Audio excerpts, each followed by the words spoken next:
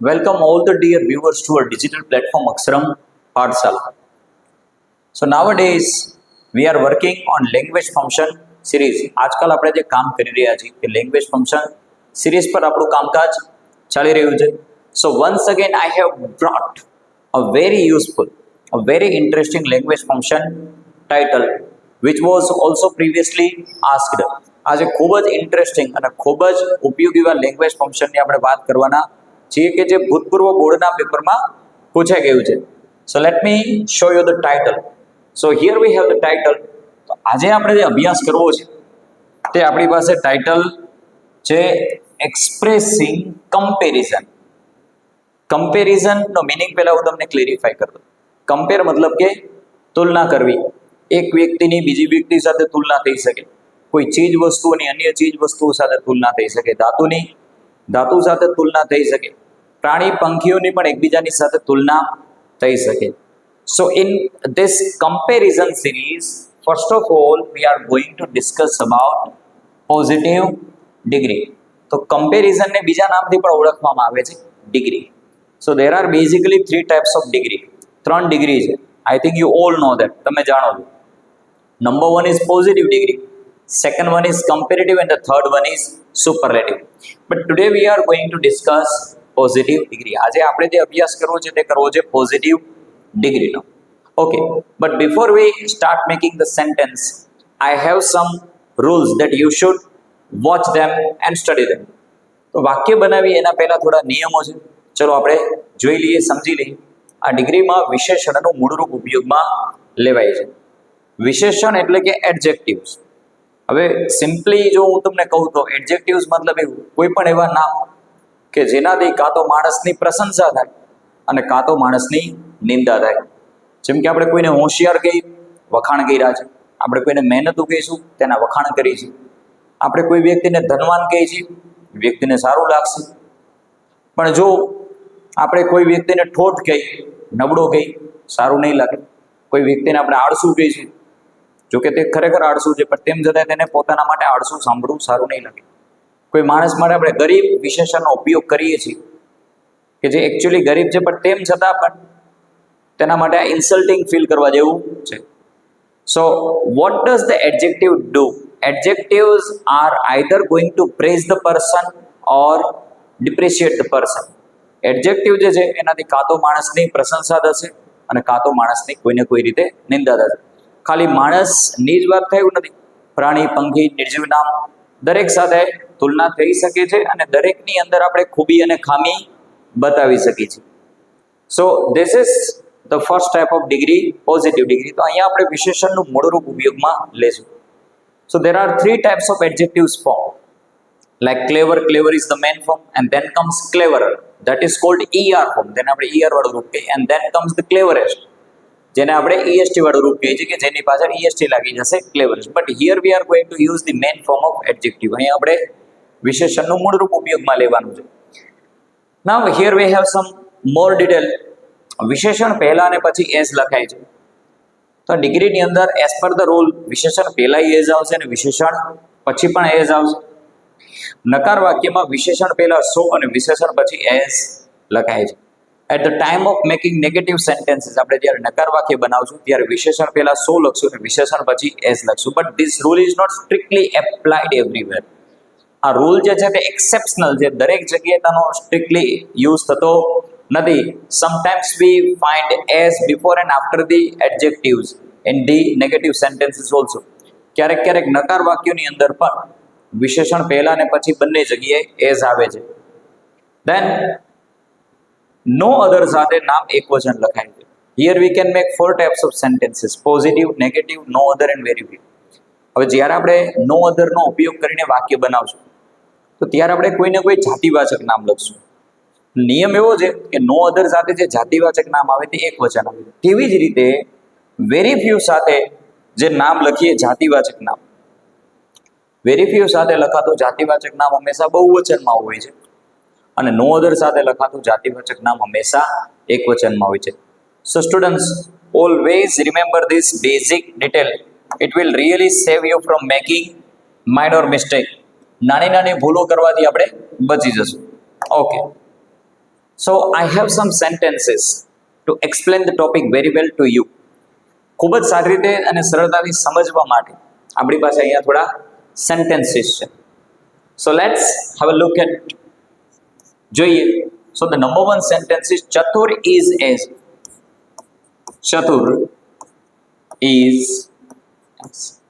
We have copied the given sentence and here we have been given title expressing comparison. આપણને જે title આપ્યું છે તે આપ્યું છે expressing comparison. તો ચતુર જે છે તેને સંબંધિત આપણે કોઈને કોઈ વિશેષણ લખશું. હવે ચતુર નેમ ઓફ અ પર્સન છે, તે હોશિયાર હોઈ શકે, તેનું નામ જ ચતુર છે. મહેનતુ પણ હોઈ શકે, ધનવાન પણ હોઈ શકે. તો ચલો આપણે અહીંયા ઇન્ટેલિજન્ટ લખી, બુદ્ધિશાળી. ચતુર ઇઝ એઝ ઇન્ટેલિજન્ટ. હવે નિયમ પ્રમાણે આપણે વિશેષણના પહેલા એઝ લખ્યું, વિશેષણ પછી પણ આપણે શું લખશું? એઝ. હવે જેમ વાક્યની શરૂઆતમાં કોઈ વ્યક્તિ સંબંધિત નામ આવ્યું છે તેવી જ રીતે એન્ડ ઓફ ધી સેન્ટેન્સ વાક્યના અંતે પણ આપણે કોઈ વ્યક્તિ સંબંધિત નામ લખવાનું છે. જેમ કે અહીંયા આપણે લખીએ અંકુર. ઓકે. સો ચતુર ઇઝ એઝ ઇન્ટેલિજન્ટ એઝ અંકુર. ચતુર જે છે તે અંકુર જેટલો જ બુદ્ધિશાળી છે. સો this is how we can write the answer if the title is expressing comparison using positive degree. Second one sentence, Paresh is as. બીજું વાક્ય પહેલા તો આપણને જે વસ્તુ આપી છે લખી લીધું, પરેશ ઇઝ એઝ. હવે પરેશ સંબંધિત આપણે કોઈ પણ વિશેષણ લખવાનું છે. જેમ કે ચલો આપણે નેગેટિવ વિશેષણ લખી લઈએ, લેઝી. લેઝી એટલે કે આળસુ. સો પરેશ ઇઝ એઝ ઇન્ટેલિજન્ટ. વિશેષણ પહેલા પણ એઝ અને વિશેષણ ના પછી પણ એઝ લખ્યું. હવે જેમ આગળ પરેશ નામ છે એવી રીતે અહીંયા કોઈને કોઈ નામ લખી લઈએ, Haresh. So Paresh is as lazy as Haresh. કે પરેશ હરેશ જેટલો જ આળસુ છે. Third one sentence. So here we have play. Play એટલે રમત ગમત. Play is as.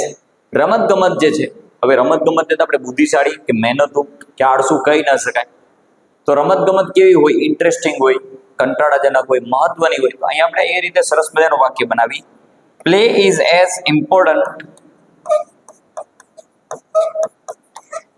વિશેષણ પહેલા પણ એઝ અને પછી પણ એઝ આપણે મૂકશું, એઝ સ્ટડી. સ્ટડી એટલે આપણો અભ્યાસ. તો રમત ગમત આપણા અભ્યાસ જેટલી જ મહત્વની છે. સો this is how we can answer the basic sentences. Now we have few more sentences. Let's see them one by one. થોડા આપણી પાસે વધારે વાક્યો છે, જોઈએ તેને એક પછી. The story is not so. So here we can see that the sentences are negative. તો અહીંયા આપણને નકાર વાક્ય આપવામાં આવેલા છે. ચલો જોઈએ. This story is not so. જેમ કે આપણે પહેલા વાત થઈ, નકાર વાક્યમાં વિશેષણ પહેલા સો આવે છે, વિશેષણ પછી આપણે એઝ લખશું.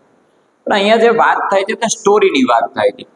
સ્ટોરી સંબંધિત આપણે વિશેષણ લખવા છે. તો સ્ટોરી ઇન્ટરેસ્ટિંગ હોઈ શકે, બોરિંગ હોઈ શકે. ચલો આપણે ઇન્ટરેસ્ટિંગ લખી, ઇન્ટરેસ્ટિંગ. અને ત્યારબાદ આપણે લખશું એઝ અને આગળ લખીએ that story. So this one is the answer. The story is not so interesting as that story. કે આ જે કહાની છે તે કહાની જેટલી ઇન્ટરેસ્ટિંગ, જેટલી રસપ્રદ નથી. Okay. So here we have so as, right? Before and after the adjective as the sentence is negative one. Now we have the fifth one sentence. Silver is not so. So here we have the name of metal. Silver, ચાંદી કીધું છે. તો ત્યાં આપણે special એક વિશેષણ જે adjective છે તે લખીએ કોસ્ટલી અને વિશેષણ પછી લખીએ as. So silver is not so costly as. કેમ કે આગળ આપણને સિલ્વર આપ્યું તો પાછળ પણ ધાતુનું નામ લખીએ ગોલ્ડ. ચાંદી જે છે તે સોના જેટલું મોંઘું નથી. Silver is costly, we know that, but it is not so costly as the gold. ચાંદી મોંઘું છે આપણે જાણીએ છીએ, પણ ચાંદી જે છે સોના જેટલું મોંઘું નથી. And then we are going to write the third types of sentences. Till now we have studied positive and negative. અત્યાર સુધી આપણે હકાર વાક્ય જોયા, નકાર જોયા. હવે આપણે જોઈએ નો અધર થી કઈ રીતે વાક્ય બને. So let me tell you that we write no other at the beginning of the sentence. યાદ રાખો કે નો અધર જે છે એ વાક્યની શરૂઆતમાં આવે છે. So here we have no other river. No other river is so. First of all we have copied the given sentence. સૌ પ્રથમ તો આપણે શું કર્યું કે ભાઈ આપેલું વાક્ય લખી લીધું છે. હવે અહીંયા આપણે જોઈ શકીએ છીએ કે નો અધર સાથે જે જાતિવાચક નામ આપ્યું છે તે એક વચન છે. આ ખાસ આપણે જોશું. એક્ઝામમાં નો અધર વાળા બે ઓપ્શન હોઈ શકે છે, એકમાં રિવર હશે ને એકમાં રિવર્સ હશે. તો આપણે નો અધર સાથે જાતિવાચક નામ કમ્પલસરી એક વચન જ હોવું જોઈએ, તે જ વિકલ્પ આપણો એક્સેપ્ટેડ રહેશે. So no other river is so. Long લખીએ, લોંગ એઝ ધ નાઇલ. કે કોઈ પણ નદી નાઇલ નદી જેટલી લાંબી નથી. Nile is the longest river in the world.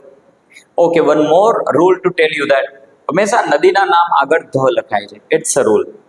And the first letter of each and every river is always capital. નદીના નામનો જે પ્રથમ અક્ષર હોય તે હંમેશા કેપિટલમાં જોઈએ છે. So keep this thing in your mind always. Now here we have sentence number 7. Once again we can see no other. No other player, કોઈ પણ ખેલાડી, no other player plays. Plays એટલે કે રમવું. સો વેલ એટલે સારું, આપણે વિશેષણ લખીએ, સારી રમત ગમત રમવી. સો અને ત્યારબાદ આપણે લખશું as. No other player plays so well as Sachin. We can write any famous player name, there is no restriction. કોઈ પણ લોકપ્રિય ખેલાડીના નામ આપણે લખી શકીએ છીએ, તેમાં કોઈ પાબંદી નથી. તો અહીંયા આપણે લખ્યું કે બીજો કોઈ ખેલાડી સચિન જેટલું સારું રમતો નથી. But 7 sentence are yet not enough to understand the topic. 7 વાક્ય પણ હજી ટોપિકને બરાબર સમજવા માટે કાફી નથી. So here we have some more sentences. Look at here everyone. One more we can see no other.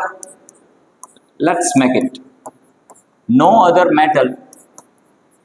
So here we have done the given work. આપેલું કામ આપણે પૂરું કરી લીધું. So no other metal કે કોઈ પણ ધાતુ જે હોય છે નોર્મલી કિંમતમાં કોસ્ટલી હોય છે. ચલો એને આપણે કોસ્ટલી એક વિશેષણ તો જોયું. Now let me give you one more adjective and similar of costly, and that is expensive. Expensive એટલે કિંમતમાં મોંઘું થાય, કોસ્ટલી નું સમાનાર્થી છે. Remember that. So expensive as, and now we are going to write the name of metal and which is really very expensive. કોઈ એવી ધાતુનું નામ લખીએ જે ખરેખર મોંઘી હોય, જેમ કે ચાંદી એ મોંઘું છે, સોનું પણ મોંઘું છે, પણ તેના કરતાં પણ આપણે મોંઘું જોઈએ છે platinum. Okay. So no other metal is so expensive as platinum. So after finishing sentences of no other, here we have some sentences of very few. So as we write no other at the beginning of the sentence, we can also write very few at the beginning of the sentence. જેમ no other વાક્યની શરૂઆતમાં આવે છે તેવી જ રીતે very few પણ વાક્યની શરૂઆતમાં જ લખાય છે. So let's have some sentences. Number 1 example, very few pupils are as. So here we can see that with very few we can only use plural name. Okay, dear students, remember this thing in your mind. With very few we always use plural name. Very few સાથે હંમેશા બહુવચન નામ જ આવશે. So very few pupils are as. વિદ્યાર્થીની વાત થાય છે, pupils એટલે વિદ્યાર્થીઓ. As hardworking લખીએ, as hardworking, as રાહુલ. કે રાહુલ જેટલા મહેનતુ છોકરા ખૂબ જ ક્લાસમાં ઓછા છે. તો રાહુલ જે છે એ સૌથી વધારે મહેનત કરનારા વિદ્યાર્થીઓમાંથી એક છે. રાહુલ જ એકમાત્ર મહેનત કરવા વાળો નથી, પણ માની લો કે ક્લાસની અંદર 4-5 વિદ્યાર્થી જે છે જે ખૂબ જ મહેનતુ છે, તેમાંનો એક મહેનતુ વિદ્યાર્થી કોણ છે? તો કે ભાઈ રાહુલ છે. Here we have some other example. Very few players are